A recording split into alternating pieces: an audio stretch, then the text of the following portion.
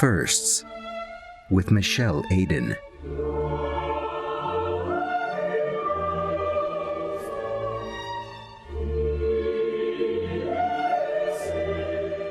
To whom it may concern, I genuinely hope that this podcast finds you well. Sincerely, kindest regards, Michelle Aiden. Andrew Huberman, I don't know if you guys know who that is seriously concerned he's going to die before he gets to share all the information he knows and cares about with the world. Now, the thing about dying is when you're dead, you're gone. And when someone you love dies, the realization of that is apocalyptic because you are the keeper of the stories now. And maybe there's more of you, and it's your business now to share their stories. But if you stop doing that, they disappear within a generation or two. There's no such thing as legacy. It's a joke. So I'm wondering if that's why we're having this influx, this rise of the storyteller, TikTokers, Instagrammers. Is there a Snapchatter? The YouTubers. And we're trying so hard to live our best lives, uploading our best selves, and we're not doing the greatest job with that. But we're trying. So this is my opportunity to upload a version of some of my stories into the great ether that is the World Wide Web. Does it matter? It matters to me. Dear God, I really hope this podcast isn't something that could have been an email. That would suck. I think I'm having a panic attack. I should have taken more Urbanols.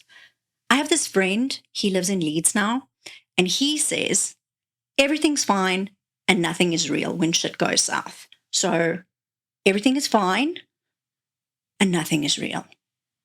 And I just need to breathe and check my notes and ignore the series of farts I just left off, because no one warns you when you become 40 plus that you can't bend over in public ever again. So I'm warning you, any Gen Zer that might stumble across this podcast on the World Wide Web, don't bend over post 45. All right, I've really digressed. If red flags are warnings and white flags are peace signs, I'm a purple flag. It's royal. But it's a situation, and I like to digress and go off on tangents, and then we're not going to remember what I was even talking about. But it'll be fun. We're going to go on a journey. And I fly that flag proudly because I'm in the middle of a midlife crisis and a complete nervous breakdown. And that in itself is a first. Anyway, every podcast has a first moment, and this one's having it right now. A first step in the word world, a first step in the herd world, or a line from one of my favorite songs by Tori Amos, The Watch World. You really need to listen to that song. It's amazing. Because this is going to be on the YouTubes, like we say here in Centurion. This is my podcast's birthday. Should we sing? I really don't want to get sued because happy birthday is copywritten. Fuck it. What's the worst that can happen? We get demonetized. This better work. Things from China will never work. I'm going to be 50 by the time this thing lights. Come on, baby. There we go. Happy birthday to you. Happy birthday to you. Happy birthday, dear podcast. Happy birthday to you. Wees geluk, liewe potgooi, omdat jy verjaar. Mag die internet jou sien en nog baie jare spaar. Now we sit here awkwardly and watch and wait until it dies. And we don't know what to do. And we don't know what to say. We don't know what to do. And we don't know what to say because I had 2 Urbanols before we started recording. Almost done. Not going to eat this because I stopped eating sugar. My name's Michelle Aiden. It's not my real name. At least not the second part. The first part is my first name. My mother was in a critical coma, having lost about 2/3 of her blood, when my dad arrived high as a kite on mandrax and whiskey. And he was listening to a killer mixtape, driving, I don't know what car the pharmaceutical company he was working for at the time had given him. And lucky for me, he was listening to the Beatles, Michelle, because things could have gone really wrong for me. We could have had Leonard Cohen's Marianne, because that's a fun name to live with when you're little. We could have had Neil Diamond's Sweet Caroline. Ba, ba, ba. Wouldn't have liked that either. And some of his other Mary Poppins favorite things. Mandrax, Comrades after the marathon, or Lion Lager. So all things considered, I came off lightly. Michelle. I'm 45 years old. That's my real age. Born in the south of Africa. In South Africa, which is a real country, people. An actual real country. In Boksburg, Gauteng, East Rand. Now, East Rand shame is a real thing. And it's like you get a chip because the guilt and embarrassment lasts forever. It's lifelong. So here I am around 177 season into the living business and 22 years into this business called show. It's give and take. And she takes and she gives a little, depending on where your head's at. That, I promise you. I'm going to level up. I'm not a 2%er. That's really being shoveled down our throats. Excellence. 36% right now, maybe even 22. I'm not Jocko Willenick. I'm not David frickin' Goggins. I'm not in any 5 a.m. club. I get up at 5 a.m. because my kids got to go to school. Otherwise, I don't even know if I'm capable of getting up at all. I'd stay in my pajamas until 12. I do not have 7 highly successful habits of any people, but I have habits. I don't eat sugar because I really don't want to become a diabetic. I take 10,000 steps a day because motion is lotion for the recovery of the soul. I think I just made that up on the spot. And then the other habit is don't be gawk. That took me really long to learn.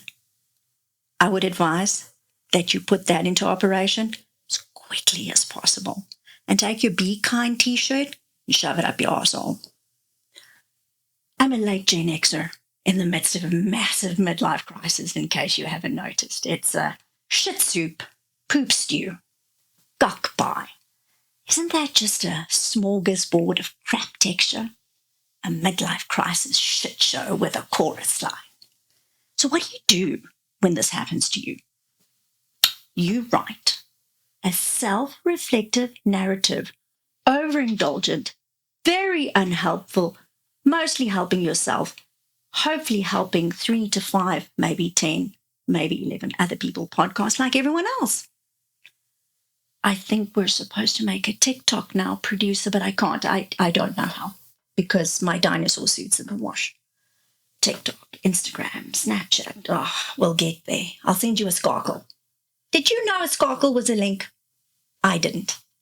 I didn't even know a podcast was a potgooi until about, I don't know, 5 hours ago. And I honestly thought I was one of the 44 Charlie singled out. Do know me. Just a half-breed, just a mixed breed, like everyone else in this country. You don't always get what you want, but sometimes you get what you need. The Rolling Stones said that. But Mick, I want what I need, which is bittersweet sympathy from the devil. I need grace and I need peace. But sometimes one moment is enough to forget a lifetime. But other times, a lifetime is not enough to forget one moment, and that's why we're here. Because I can't forget. Rambling. It's a signature for me. Tangents. And I digress with sidebars, and you will get used to the purple flags as we get to know each other. You can really tell this is my first time. It's kind of awkward, isn't it? I can't decide if we should go slow, fast. Is there a need to rush? Make it awkward, make it cringy. Isn't it fun if we pretend we don't know what we're doing at all, kind of like fumbling in the dark? Gat in die donker knijp. Some say there's no path until you walk it, and that you've got to play the fool. You want to play? Tag. You're it. I'll be on. Like they say in academia. First, critically discuss the first cry of your baby. Now I only have one. And the first thing you do when you're born, a lot of people think it's cry. It's not. It's breathe. And the doctors get that privilege. What we get is to hear them cry.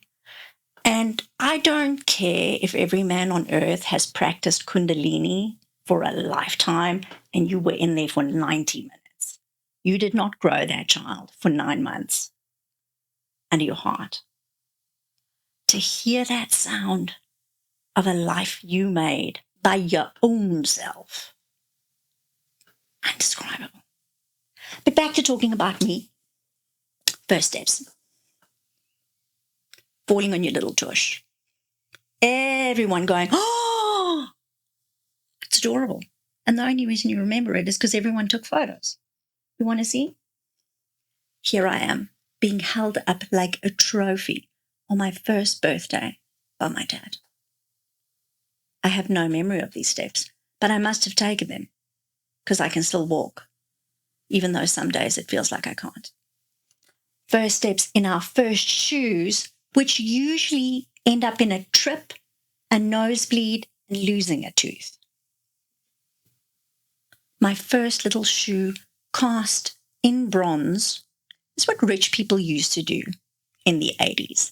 Does anyone still bronze anything? Seems a little weird now looking at it.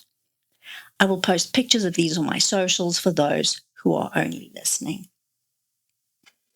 Speaking of teeth coming out, incredible. Little bits of ivory falling out of your mouth hole. Can you hear that? Every single tooth that's ever come out of my head. And if I open this little box, in here is not only my first tooth, but all of them. I have a soft dream of turning them into jewelry. For some other reason, everyone thinks that's kind of gross. It was big in the Victorian times. I think it should make a comeback. At least your wisdom teeth should be a ring. And then mommy pretends there's mice and fairies and you get money. And then you find out it's all an enormous magical lie. And I just want to say to my dearly departed mother, thank you. It was glorious. Oh, and your first epic fall. And it's usually blood pouring from your head. And then you realize you're fucking invincible. The highlight. The first day of 12 years of institutionalization. School. Almal volkenheil. Almal volkenheil. It's just you that cries for all 12 years. Here we have me in a photograph, in an adorable little checkered dress that now costs 900 Rand because school uniforms are insanely expensive, holding a little flower for my teacher, Mrs. Matthews, super excited about going to learn to be just like everybody else. And the lists of these firsts just carry on and on. Haircuts, graduations, alcoholic drinks. And I'm that old that it was cigarettes, but now I think it's vapes laced with crack, meth, ice, duck. I'm sitting here looking back at my own firsts. The ones we don't actually really want to talk about. Or if we do, we just gloss over them. We just say, like a Peanuts parent. Or even worse, we lie. How was your first love? It was great. How was that first kiss? Amazing. We don't talk about these things. I'm here to tell you how my firsts occurred in reality, warts and all. Like, I remember them vividly, whether it's 40 years ago, 20, 12, 15 odd years later. Now we're going to digress. I'm flying a purple flag, right? Just imagine it. See it in your mind. I think someone's ghost is trying to haunt the podcast. It's probably my mother. She doesn't approve of the truth. She never did. Now I want to tell you something important. Perfectionism will kill your joy dead. All right. My life and everyone else's life is happening constantly, consistently around them. If you wait, you will wait to die.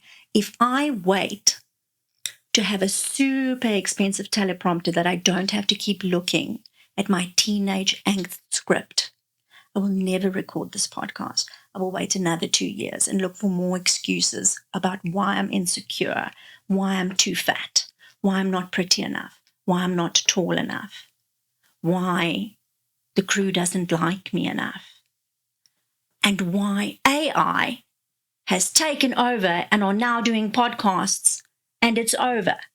Those AI vacuum cleaners, why do you need an AI vacuum cleaner? It's like no one saw Terminator. It's now or never, people. And there's important criteria: authenticity, being present, and no holds barred. All right, cool. Cool. We're on the same page. Or frequency. Facts aren't feelings. But feelings feel like facts. I don't care how old you are. Think about when you first thought you loved someone. I think I was 6. Think about your first really big failure. Your first really big success. Even if it was a great mark. You know, you got 100% on a maths test in grade 2. Think about your first death. Even if it was your dog. It was a fact to you. Admin! Yay! The big fluencers call it housekeeping. Now, apparently my producer, who is very tall and very young, is going to put things on screens. But we still have to say things out loud for people who are only listening. So if you want to find me on Instagram, it's at Michelle Aiden. On the face of book, it's Miss Aiden. On YouTube, which is here, it's Michelle Aiden, FYI, standing for your information. And on TikTok, it's Michelle Aiden. That was simple, wasn't it? Like pulling teeth. This is important as we move forward in this relationship. And I don't want to make errors, so I'm going to read most of it so it really goes in. Don't worry, I'm still going to make eye contact. My hair looks amazing. I don't want you to miss a thing. Admit it. You aren't like them. You're not even close. You may occasionally dress like them. Eat the same shit fast food as them. Watch and stream the same crappy television as them. But it seems the more you try and fit in, the more you feel like the outsider. Watching the normal people as they go about their automatic existence. I feel trapped in that. Do you? Every time you say these little club passwords like, hi, good morning, have a nice day, or some weather we're having. You're actually yearning to say forbidden things to them, like, what do you think happens when we die? Or tell me what makes you cry. Face it, you want to talk to that short, adorable little round girl in the lift. But what if the girl in the lift and that guy that smells like knickknacks who walks past your shared office space way too often, what if both of them are thinking exactly the same thing? Who knows what you might learn from talking to a stranger? Taking a chance on a conversation with a stranger, because even if they smell like knickknacks and even if they're a little bit short and a little bit rounder and really adorable, they might know something. They might have something to share, because there's no such thing as a coincidence. Everything's part of a puzzle. Nobody comes into your life by coincidence, whether good or bad. That's important, whether good or bad. You've got to trust your instincts. You've got to do the unexpected. You've got to find the others. First times stay forever. This is the part where I level up and say I stole most of those words from a man called Timothy Leary, who said them way back in 1967. He's famous mostly for giving a shitload of acid to Harvard students. But he wasn't wrong. And he also said, turn on, tune in, drop out. I'm here to find the others, to find you, whatever form you find yourself in, to hear my first and to think about yours. Let's turn on, tune in, and drop out of the madness, or drop into the madness and find the stories in each other. Are you in? Are you turned on? I am. Kind of a lot. Now, they say every version of a story has 3 versions: mine, theirs, and the truth. Now, what you're going to hear is my version, and it's the only version I have, as I lived it. And my version is as reliable as eyewitness testimony, because I was there, but apparently that's not reliable enough for a court of law. But luckily, we're not in a court of law. We're in Centurion, in front of a camera, or in headphones, listening to this as a podcast, and it still makes it my truth. And now we're here, midway through my life, and I want to tell you about it for the first time. In this 6-part series, we're going to talk about those firsts: fucks, the friends, the fails, the cock-ups, and the hard parts in between. Remember, no one comes into your life by coincidence. Trust your instincts. Do the unexpected. Find the others. Like creating a deeply self-reflective, probably unhelpful self-narrative to anyone but thyself. I really hope that isn't true, podcast. You see, the true crime market was a little flooded. And I just don't think anyone has the capacity to hear one more Jeffrey Dahmer story. I really think they don't. I really do hope this podcast finds you well. Genuinely, sincerely. So turn out, tune on, and drop in for the next 5 episodes. For a first in podcasts, at least for a goose from Boxburg who's recording in Centurion, that should definitely be a first in a sequence of events. Now, let me lean in just a little bit closer and kiss and tell you everything, but you're going to have to be patient, because that happens in the next episode. First kiss with Michelle Aiden. He didn't want my extra time. He wanted my,